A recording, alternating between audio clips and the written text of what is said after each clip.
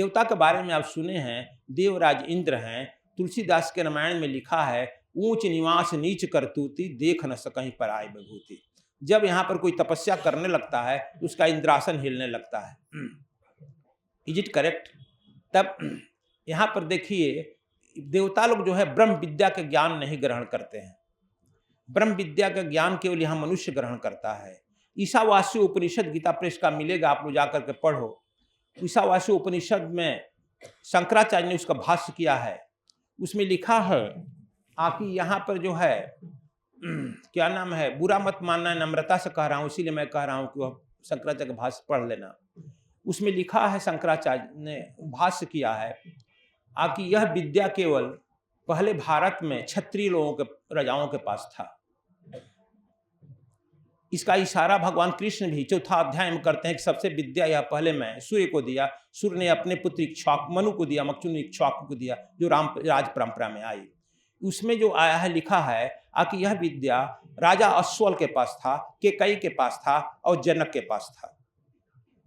और प्रथम बार शंकराचार्य के द्वारा गीता लिखा था कि वह प्रथम बार आरुणी का पुत्र अश्वल, श्वेतकेत, इस विद्या को वह गया राजा अश्वल के यहाँ और कहा कि नाना प्रकार का प्रश्न पूछने लगा। तो राजा अश्वल ने पूछा कि छोड़ो यह सब बातें देवी देवताओं की, तुम बताओ वह विद्या तुम पढ़ा है जहाँ पढ़ने के बाद सारा विद्या समाप्त हो जाता है? तो नहीं। क्या वह तू जानता है जिसको जानने के बाद कुछ जानना शेष नहीं रहता है? तो नहीं। क्या यह तू जानता है कि तुम्हारे अंदर वह है जिसके प्रकाशित होने पर सारे प्रकाश बंद हो जाते हैं? तो नहीं। तब तुम क्या हमसे बात करने आया है? हम तो जाने कि तू पुरोहित का लड़का है, वो दान दक्षिणा लेकर जाएगा, उसका श्राद्ध करने आ गया। अब वह कहा गया कि ठीक है, क्या है यह? तो ब्रह्म विद्या है। तो ब्रह्म विद्या हमको बताइए। कहा कि संभव नहीं। वह अपने पिता आरुणी के यहाँ चला गया। आरुणी ने कहा कि यह तो विद्या मैं भी नहीं जानता हूँ। आरुणी और अश्वल दोनों आया है राजा अश्वल के यहाँ और कहे कि यह विद्या दीजिए। कहा कि यह विद्या देने के लिए मैं तो अभी तक तू मेरा पुरोहित है, हमारा सेवा करना पड़ेगा। और 12 साल तक वहाँ बाप बेटा दोनों सेवा किया है, तब वह दिया है। उसमें शंकराचार्य ने स्पष्ट लिखा है, कहा है कि यह विद्या ब्राह्मणों को सर्वप्रथम मैं दे रहा हूँ, यह ब्रह्म विद्या।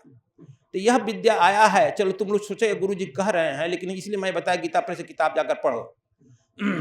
यह विद्या हमने बताया 3 राजा, राजा अश्वल, राजा केके, राजा जनक। राजा जनक ने यही विद्या सुखदेव को दिया था और सुखदेव ने इसी कथा को जान करके फिर यह विद्या वही जा करके वो कथा सुनाए, क्या नाम है, परीक्षित को।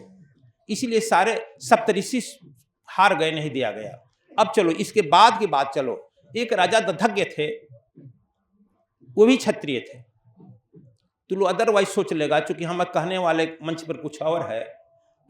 दधज्ञ थे, यह उपनिषदीय मैं घटना कह रहा हूं। दधज्ञ के यहाँ इंद्र आया और इंद्र आकर कहा कि आप जो है ब्रह्म विद्या जानते हैं, आप मुझे यह बताइए। दधज्ञ ने कहा कि आप ब्राह्मण के भेष में हो कौन हो? कहा कि यह छोड़ दीजिए मैं कौन हूं, पहले यह सत्य कीजिए कि आप मुझे विद्या दीजिएगा जो मैं मांगूंगा। हाँ दूंगा, लेकिन अपना परिचय तो बताओ। हाँ दूंगा, तू अपना कहे मैं इंद्र हूं। कहा कि घबरा गए दधज्ञ।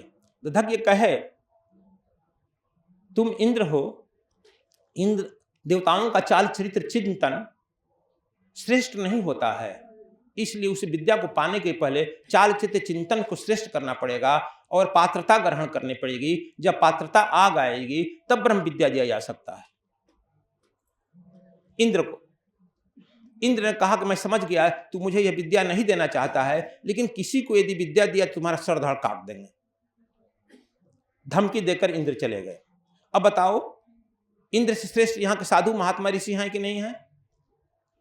फिर जो है कालांतर में 2 आदमी आया उनके यहाँ, अश्विनी कुमार। अश्विनी कुमार को है कि आप हमको ब्रह्म विद्या दीजिए। कहा कि ब्रह्म विद्या तो दे देंगे हम बच्चा, लेकिन हमारा सिर में काट देगा इंद्र। कैसे जानेगा? कहा कि वहां से वायरलेस चला जाएगा। कहा कि आप घबराइए मत, आपका सिरवा हम गुरुजी पहले ही काट देते हैं, ऐसा चला चाहिए ना। कहा कि हमारा सिरवा पहले ही काट देता है। तो जी हाँ, हम लोग वैद्य ना है, सिर काट कर गुरुजी का ले जाकर फ्रिजरी में रख दिया और घोड़े का सिर काट कर लगा दिया। अब घोड़े का सिर लेकर के स्वर विद्या का उपदेश देने लगे। इंद्र के यहाँ वायरलेस गया, आके यहाँ तो ब्रह्म विद्या दे रहा है, स्वर विद्या दे रहा है। इंद्र वहां से आए, अपना वहीं से वज्र मारे और सिर काट कर फेंक दिए। घोड़ा का सिर कट कर चला गया। इनका चेला जो अश्विनी कुमार ओरिजिनल सिर लेकर लगा दिया। इंद्र को बड़ा पश्चाताप हुआ, आगे हम नहा किसी ब्रह्मज्ञानी ऋषि का सिर काट दिया है, आके क्षमा मांगे कि महाराज हम तो बड़ा गलती हो गई। कहा कि तुम्हारी गलती हो गई, मैं तो अपने ओरिजिनल सिरे में हूं, अब तो हमको मिलेगा, कन की मारने के चलते तुमको मिलेगा। फिर भी उनको नहीं दिया गया, अश्विनी कुमार को दिया गया। इसलिए देवी और देवता जो है अपने कर्मों के फल पर उस पद पर पहुंच गए हैं बच्चा।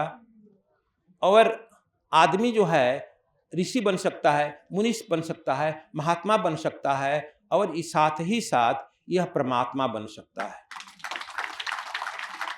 देवता देवी परमात्मा नहीं बन सकते हैं।